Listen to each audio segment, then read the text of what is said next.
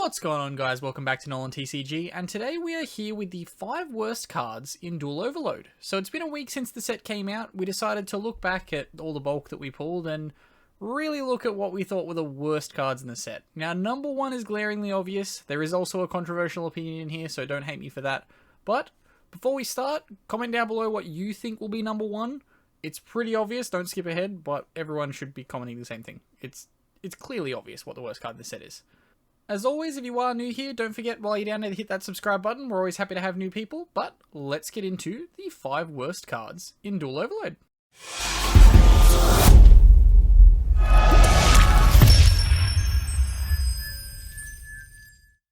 Okay, so starting us off at number 5 is Zombie World. So Zombie World did, to a kind of small extent, need a second ultra rare print.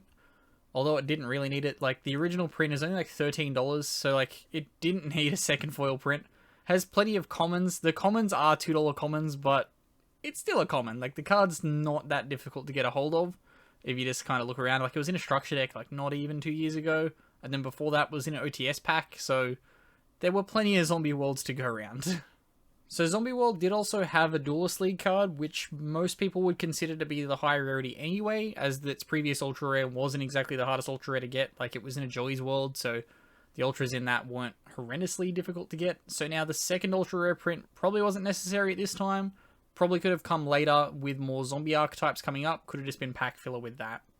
Okay, next up at number 4 is the Speedroid cards. So when you look back at what's been common pack filler in main sets for the past 2 years, the bulk of it has been Speedroid cards. Like, it's not all Speedroid cards, of course, but there has been a lot of pack filler Speedroid cards. So what makes these two any different? These could have just been pack filler in upcoming sets just to fill out those import slots. They've been there anyway, so they may as well have put more of them in.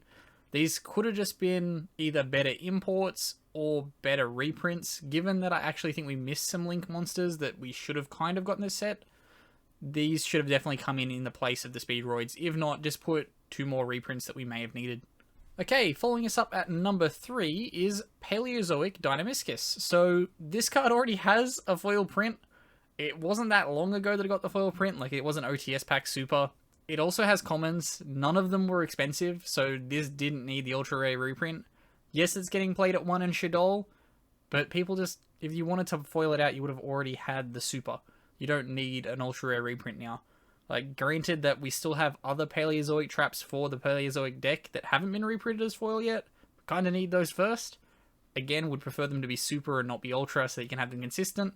Also, given that the ban list dropped yesterday and Toad went to 1, you're not really going to be chasing that anymore anyway. Okay, next up at number 2, we have controversial opinion time, and it is Crystron Halifibrax. This card should have come a long time ago. This didn't need to be now. This, of course, is what's selling the set, so like, you can't exactly go and say it's the worst thing in the world.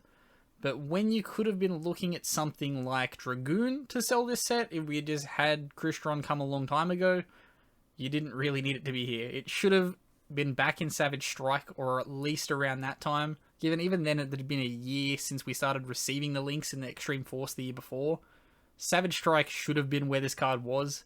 If not, we should have seen it at some point last year, not now. It's too late. So don't kill me for that one. So finishing us up, we have the worst card in Duel Overload, the card that you all should have commented down below because this card shouldn't be in here, and it is Magic Formula. Yes, Dark Magicians are a thing again. Dark Magician players aren't playing Magic Formula.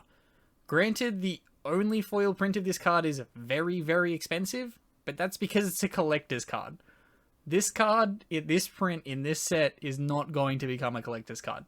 There are commons that people wanted if they already wanted a formula. Now they have a cheap foil, but like, why do you need a cheap foil Magic Formula? Like, if anyone got offended by this, comment down below why you need a cheap Magic Formula in foil. Like, you don't need it.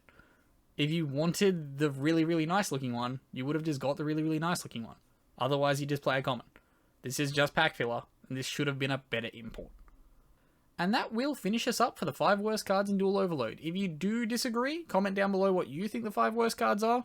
If you are new here again, please do remember to hit that subscribe button. We are a growing channel. We do need all the subscribers that we get. And as always, I've been Ben from NolanTCG. Have a good afternoon, everybody.